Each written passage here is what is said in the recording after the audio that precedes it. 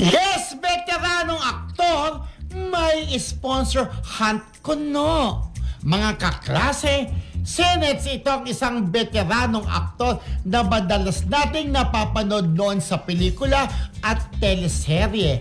Aba, imbes na bagong proyekto ang hanapin, nagpapahanap daw sa mga kaibigang press ng isang sponsor na bading na mayaman o mapera.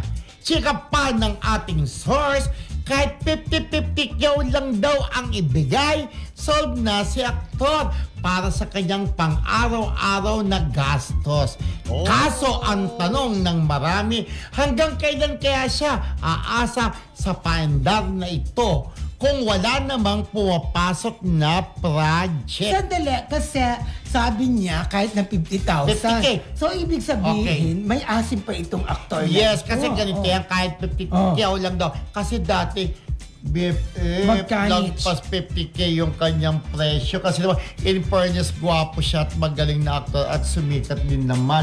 Itong kaibigan ng press na nilapitan siya, ay, ano ko, bugaling! Sabi niya.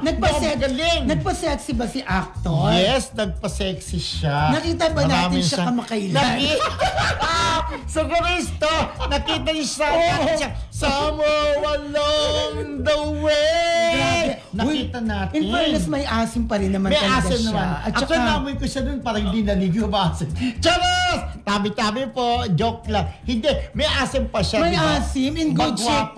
In good shape pa rin naman si aktor. Sabi, pwede pa rin naman. Sabi ng kaibigan natin aktor, nung kaibigan natin press, ako bugaling? Ba't ako magbubugaling? Sabi niyang gano'n. O baka gusto sa kanya na lang magpabook, gano'n? Ang kaya naman yung bayaran ng ating friendship, di ba? Sabi, kahit 50K na lang, kasi dati, BFF, mahal ang presyo. Mahal. Talagang hinahabit siya ng mga babae, tsaka mga kabadingan lalo dati presyo niya more than 50K, di ba? At nagbida-bida rin sa mga pelikula. So diba? Ano yung more than 50K? 100,000? 200,000? May 100,000 ito.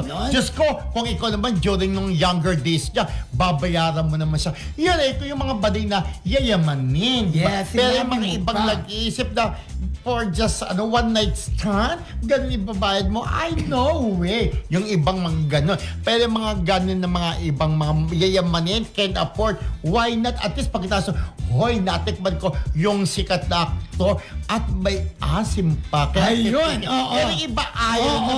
Hulaan nyo na lang po kung sino yung aktor na binabanggit namin na hanggang ngayon ay may asim pa siya. Yes, wala na po. Kung bababa sa gusto mo? Sa 50K? 3K lang, charos. Joke lang. Ikaw bugaling ko, charos. Alright, naku mga classmate. Yan na muna ang lesson natin for today. Ang dami nating na-discover.